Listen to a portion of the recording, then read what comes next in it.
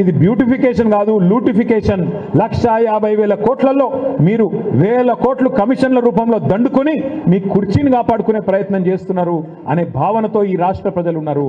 అందుకే దయచేసి నేను కోరుతా ఉన్న ప్రభుత్వాన్ని, ముందు మీరు ప్రజలకు ఇచ్చిన హామీలు నెరవేర్చండి. మహిళలకు చెప్పినారు మీరు 2,500 ఇస్తామన్నారు, బడ్జెట్లో డబ్బులు పెట్టండి. మీరు చెప్పారు పెద్ద మనుషులకు 4,000 పెన్షన్ ఇస్తాం 100 రోజుల్లోని, డబ్బులు పెట్టండి. ఈరోజు మార్చ్ 6వ తారీఖు 5వ తారీఖు ఈ రోజు వరకు రైతు బంధు పడలేదు.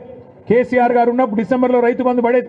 ఇవాళ ఇప్పటి వరకు మరి రైతు బంధు పడ్డ పరిస్థితి లేదు. అది ప్రతిపక్షంలో ఉన్నప్పుడేమో ఇదే రేవంత్ రెడ్డి గారు ఆ రోజు ఎన్ని మాటలు చెప్పినారో ఒకసారి గుర్తు తెచ్చుకోండి.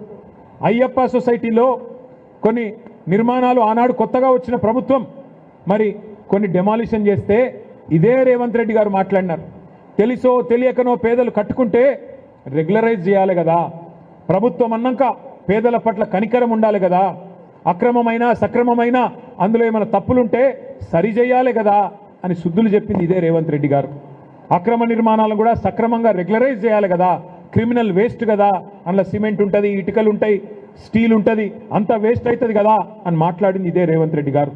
మరి ఈరోజు ఆయననే ఇష్టం వచ్చినట్టు వేలాది ఇండ్లు ఈ రాష్ట్రంలో కూలగొడుతుంటే బీఆర్ఎస్ పార్టీ మాత్రం చూస్తూ ఊరుకోదు. ఖచ్చితంగా ప్రతిఘటిస్తాం, పేదలకు అండగా నిలబడతాం. నువ్వు విధ్వంసం చేస్తానంటే చూస్తూ ఊరుకోం.